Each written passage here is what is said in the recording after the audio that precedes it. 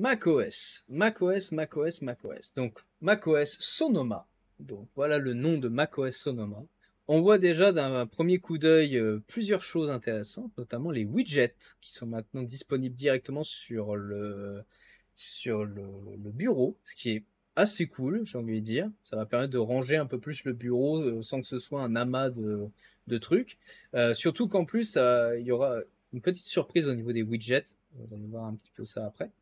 Un nouvel écran de verrouillage, voilà, avec un style très macOS. Et un petit truc aussi intéressant au niveau de la caméra. Alors, pour ceux qui utilisent des écrans de veille, vous allez avoir donc du coup des nouveaux écrans de veille qui sont en fait des slow-mo de paysages qui rollent en fait à l'infini. Donc ça c'est plutôt intéressant, moi je les utilise pas. On ajoute donc du coup ici les widgets sur le bureau. Ce qui peut être très intéressant, notamment comme on voit ici un widget par exemple raccourci, un widget directement météo, mais on peut imaginer à la place donc du coup la photo, qui est très jolie au demeurant, mais c'est pas ça le problème, avoir ici par exemple le widget fichier, si c'est possible, d'avoir ici le widget fichier, de pouvoir donc du coup avoir directement un dossier disponible, et vous pourrez comme ça cliquer et avoir directement un widget fichier sans avoir à déplacer des trucs, etc. Avoir pourquoi pas le calendrier directement disponible sans avoir à ouvrir autre chose.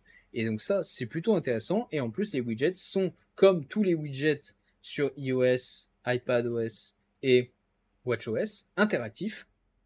Et ça, c'est plutôt cool. Typiquement, vous allez pouvoir créer comme ça une liste de tâches à faire pour la journée. Et puis, au fur et à mesure du temps, cocher directement, par exemple, ce que vous faites. Et ça, c'est plutôt intéressant aussi. Chose qui m'a fait halluciner, c'est que les widgets de l'iPhone seront compatibles sur le Mac. C'est-à-dire que si vous avez un widget, comme là, c'est affiché votre voiture, ou un widget d'une application qui n'est pas sur le Mac, Twitch, typiquement, n'a pas d'application Mac, vous allez pouvoir afficher le widget de l'application iPhone sur votre Mac. Et ce widget sera interactif. C'est-à-dire que par exemple, là, bon, dans l'exemple qu'il donnait, il cliquait sur le bouton ventilation, ça ventilait la voiture. Mais par exemple, pour Twitch, vous allez pouvoir directement cliquer sur une chaîne Twitch et ça va ouvrir du coup cette chaîne Twitch sur votre Mac. Parce que du coup, votre Mac va dialoguer avec votre iPhone, dire comment ça fonctionne, je dois faire quoi, ok, je dois faire ça, hop, et ça remonte sur le Mac et ça l'affiche. Et ça, c'est cool. Et du coup, si on a mis par exemple des widgets qui sont sur le bureau, et ben automatiquement, quand on a une fenêtre qui prend la place, hop, ça va automatiquement shade, on va dire, les widgets, et c'est plutôt intéressant. C'est intelligent d'avoir fait ça. Au niveau de la vidéoconférence, sachant que ça, c'est vidéoconférence de manière générale. On a donc du coup ici, en fait, là, c'est montré avec Zoom, et du coup, ça peut fonctionner avec n'importe quel système. Un système, en fait, du coup, qui va vous permettre de vous mettre en petit au niveau de ce que vous affichez. Si vous affichez, par exemple, comment dire, votre écran, vous affichez, par exemple, votre écran ou un élément, vous allez pouvoir mettre votre caméra directement dans une petite bulle, ou bien le contenu en derrière et vous par devant. Comme par exemple avec une Nvidia RTX que j'utilise, vous allez pouvoir donc du coup vous mettre devant un contenu et votre background en fait derrière. Et ça, vraiment, c'est cool. C'est vraiment cool. C'est quelque chose qui va vraiment. Je suis sûr qu'il y a des gens qui vont l'utiliser beaucoup. Au lieu de partager son écran de manière synthétique et qu'on voit pas la personne, et ben là, automatiquement, c'est juste un truc à cocher et vous aurez cet aspect présentation, fond vert, etc. Et ça, c'est plutôt cool. Le React, évidemment, comme sur iPhone, évidemment. Et ça, ils en ont pas parlé, et ça, c'est bien. Quand on est en vidéo call, on peut donc du coup directement cliquer sur Share on quelque chose. Ça, c'est intéressant. À voir maintenant si ça fonctionne. Si, de toute façon, ça devrait fonctionner avec toutes les applications qui sont compatibles. Oui, normalement, oui. Mais du coup, on peut directement cliquer Share on, par exemple, j'ose espérer Discord, et automatiquement, en fait, ça va partager ce qu'on est en train de faire sur Discord. Ça, vraiment, ça peut être cool. Ça peut être vraiment, vraiment bien. Alors, le stay in frame, c'est... oui, quand on utilise du coup un studio display ou un iPhone, on peut donc du coup, oui, recentrer ou alors avoir l'ultra wide, parce que vu qu'il y a plusieurs caméras, on peut automatiquement faire ça. Safari, évidemment, bah, les profils, comme on disait. Donc voilà, donc les profils qui sont automatiquement listés ici sur le côté, qui sont listés sur le côté. On voit ici que là, c'est bien pas les mêmes favoris, etc. Les search, donc du coup, search in Safari, qui est du coup plus responsive avec plus de données.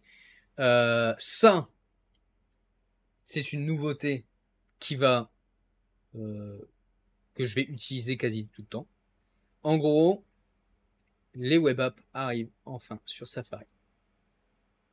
Et ça, c'est trop bien. Parce qu'il y a beaucoup de sites qui du coup se comportent comme des web apps. Donc au lieu de lancer, par exemple, Safari et de l'avoir, d'aller sur le site, etc., et d'avoir toute l'interface Safari, et ben on a ici, comme la Pinterest, une application en fait Pinterest qui permet bah, du coup d'avoir directement bah, tout ce qu'il vous faut. En fait, c'est ça qui est intéressant. Donc vous avez vraiment comme l'application Pinterest, mais sur une web app.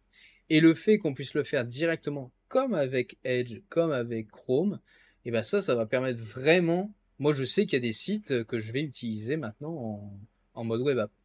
Et puis utiliser avec Edge, parce que Edge était le seul à proposer ce système comme ça.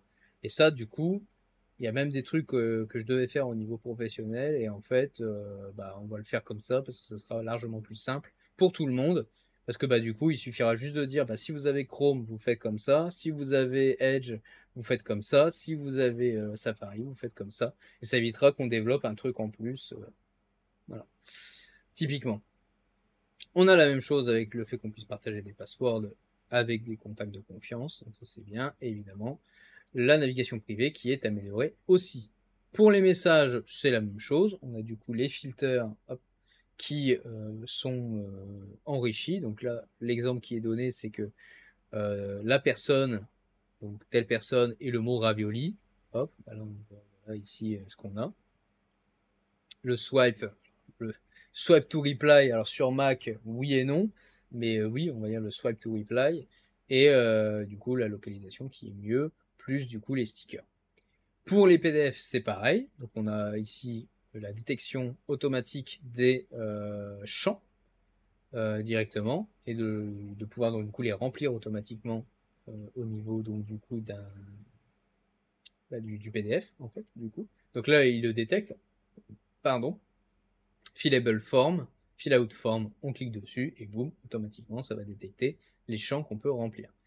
Donc là pareil, on peut ajouter un PDF dans une note, donc on voit comment ça se présente, hein. Ça se présente sous la forme du coup de ces petits carrés qui représentent les pages. On peut cacher donc du coup les petits carrés si on veut, et on a donc du coup ici le PDF qui est dans la note. Oh, ça c'est nouveau. Oh, ça c'est trop bien. Alors c'est nouveau et c'est trop bien. Parce que j'avais fait un raccourci une fois qui fonctionne un peu, qui permet en fait de prendre une note et de la mettre dans Pages. Là, on va pouvoir enfin directement commencer une note et terminer dans Pages. Ça c'est cool. Pourquoi c'est cool? Parce qu'en fait, Pages a une fonction prompteur sur iPad et sur iPhone qui n'est pas sur Mac et qui a une fonction prompteur, et Note n'a pas cette fonction prompteur. Et donc plein de fois pour des vidéos, je suis obligé d'utiliser Note en mode à la main, en fait, parce que j'en ai marre. Enfin, faut que je copie tout sur Pages et c'est chiant. Là, du coup, si je peux faire mes scripts de vidéo sur Note et au dernier moment dire ok, la vidéo c'est bon, boum, je fais un Pages pour le mode prompteur, ça peut être parfait. Donc ça c'est vraiment bien. Le keyboard, ça ne change pas du coup de iOS, iPadOS, etc. Au niveau gaming, eh oui, gaming sur Mac.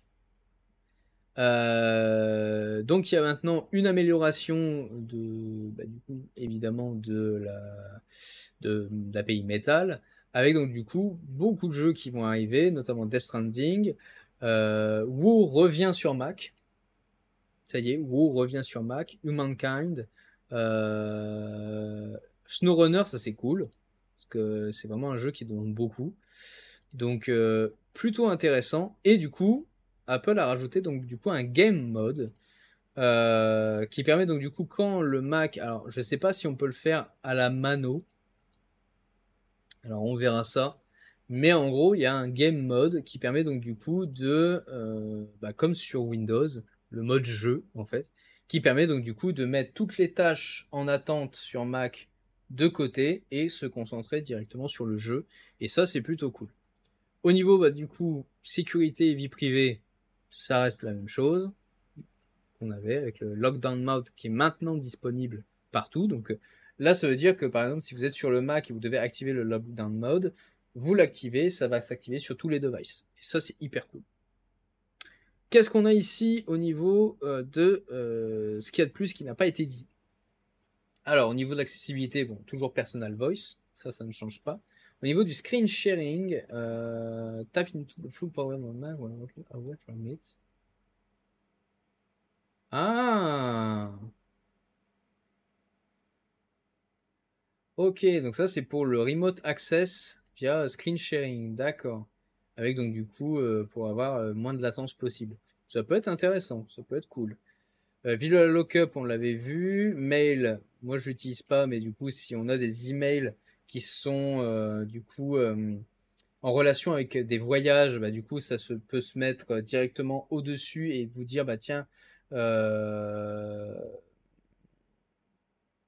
comment dire, la date s'approche, etc., etc. Attention, votre billet bientôt arrive bientôt à expiration et autres. Au niveau des photos, ça change rien. C'est l'ajout des chats et des chiens à l'intérieur de la famille. Ça, il n'y a pas autre chose. Ça, bon, ça on l'avait vu. Que du coup, pour les AirPods, ça se connectera beaucoup plus vite. Au niveau de musique, du coup, oui, on va pouvoir donc du coup partager des playlists directement, donc ça c'est cool. Et du coup, bon, évidemment, Micheline, ça c'est sûr. Qui est compatible? Eh ben en fait, tous les Mac, je suppose, ouais, tous les Mac du coup qui étaient compatibles avec macOS Ventura. Parce que du coup, MacBook Air 2018 ou plus, MacBook Pro 2018 ou plus, iMac Pro 2017, tout court, il n'y en a eu qu'un seul de toute façon, iMac 2019 ou plus, Mac Pro 2019 ou plus, Mac Studio 2022 ou plus, et Mac Mini 2018 ou plus. Et ben voilà, c'est parfait tout ça.